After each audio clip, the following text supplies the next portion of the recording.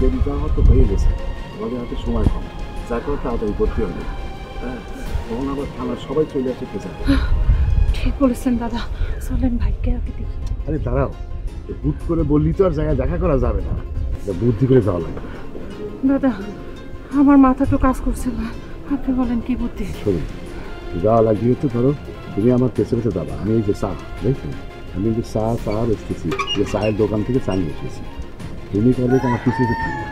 যখন দেখবো আমি ইশারা দেবো, তখন একটা শেষ বা দিকের শেষ যে দরজাটা আছে সেটাকে ঢুকে যাবে, ওইখানেই আছে, ঠিক আছে? আর আমি ওই ডিটেলস সাথে কথা বলবো, ঠিক আছে? কিন্তু শোনো, ধরা পড়লে কিন্তু ওদের একটু সন্দেহ হয়, তাহলে একদম সদরে চালান করে দেবে। হ্যাঁ, আসো আসো, সাবধান, একটু ঘায়ে ঘায়ে লাগে থাকবে।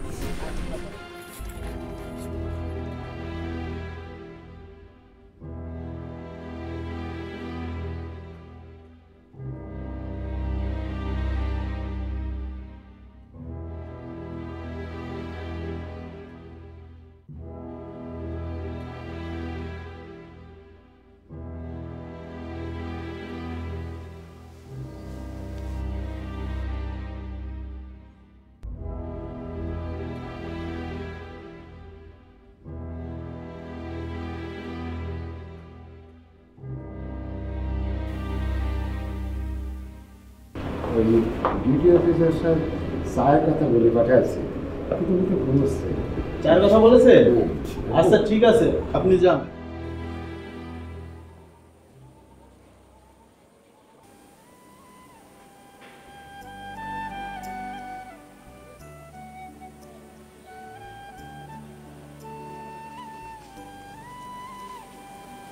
কি রে, এখানে মন খারাপ করে বসে আছিস কেন?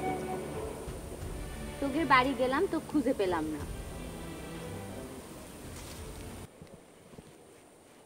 কি রে, কথা বলছিস না কেন? জানিস শুননি, দাদা না কলকাতা চলে যাচ্ছে। তাই বুঝি, সেই জন্য এরম করে মুখ গোমড়া করে বসে থাকতে হবে? দাদা তো কাজে যাচ্ছে, কাজ সারে আসলে চলে আসবে, সারা জীবন তো আর ওখানে বসে থাকবে না। দাদা চলে গেলে আমাদের বাড়িটা কেমন খালি খালি হয়ে যাবে।